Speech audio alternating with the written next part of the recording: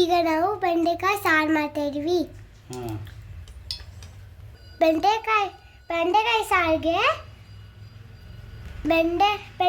ಸಾರಿಗೆ ಮಸಾಲ ರೆಡಿ ಮಾಡ್ಕೊತಾ ಇದೀವಿ.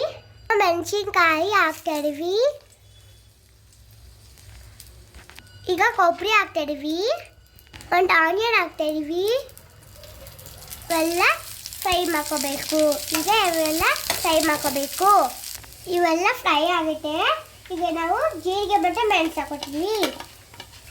ಈಗ 2 ಟೊಮೆಟೊ ಹಾಕ್ತಾ ಇದೀವಿ. ಈಗ ಇವೆಲ್ಲ ಚೆನ್ನಾಗಿ ಫ್ರೈ ಮಾಡಬೇಕು. ಇವೆಲ್ಲ ಬೆಂದೈತೆ. ಈಗ ಪ್ಲೇಟ್ಗೆ ಹಾಕೋತಾ ಇದೀವಿ. ಈಗ ಇದೇ ಪಾತ್ರೆಯಲ್ಲಿ ಬೆಂಡೆಕಾಯಿ ಮಾಡ್ತಿದ್ವಿ. ಈಗ ಇದೇ ಪಾತ್ರೆಯಲ್ಲಿ ಬೆಂಡೆಕಾಯಿ ಫ್ರೈ ಮಾಡ್ಕೊತೀವಿ. ಬೆಂಡೆಕಾಯಿ ಫ್ರೈ ಆಗಿದೆ. ಈಗ ಪಕ್ಕಕ್ಕೆ ತೆಗಿಡ್ಬೇಕು. ಮುಲ್ಟಿ ಅದೆಲ್ಲ ಅಮ್ಮ ರುಬ್ಬಿಟ್ಟಾರೆ. ನಾವು ಸಾಂಬಾರ್ ಮಾಡೋಕ್ಕೆ ರೆಡಿ ಮಾಡ್ಕೊತಾ ಇದೀವಿ. ಎಣ್ಣೆ ಕಾಲೈತೆ, ಸಾಸಿವೆ ಹಾಕಬೇಕು,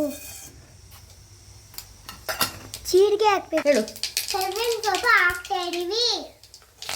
ಎಲ್ಲ ಹಾಕ್ತಾ ಇದೀವಿ. ಸ್ವಲ್ಪ ಹಿಂಗು ಹಾಕಬೇಕು. ಸ್ವಲ್ಪ ನಿಂಬು ಹಾಕಬೇಕು.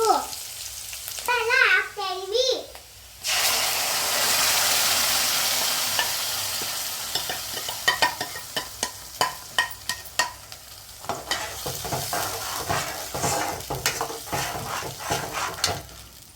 ಮಸಾಲೆ ಹಸಿ ವಾಸನೆಯಿಂದ ಬೇಯಬೇಕು. ಈಗ ನಾವು ಬೇಳೆ ಬೇಯಿಸಿ ಹಾಕ್ತಾ ಇದೀವಿ.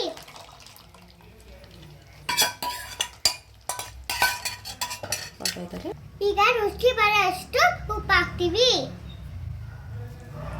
ನಾವು ಬೆಂಡೆಕಾಯಿ ಹುಡ್ಡಿಟ್ಕೊಂಡಿದ್ದೀವಿ. ಈಗ ನಾವು ಹಾಕ್ತೀವಿ. ಈಗ ಚೆನ್ನಾಗಿ ಮಿಕ್ಸ್ ಮಾಡಿ ಹಾಕಬೇಕು. ಈಗ ಸಾಂಬಾರ್ ರೆಡಿ ಆಯಿತು. ಕೊತ್ತಂಬರಿ ಸೊಪ್ಪು ಹಾಕ್ತಾ ಇದೀವಿ.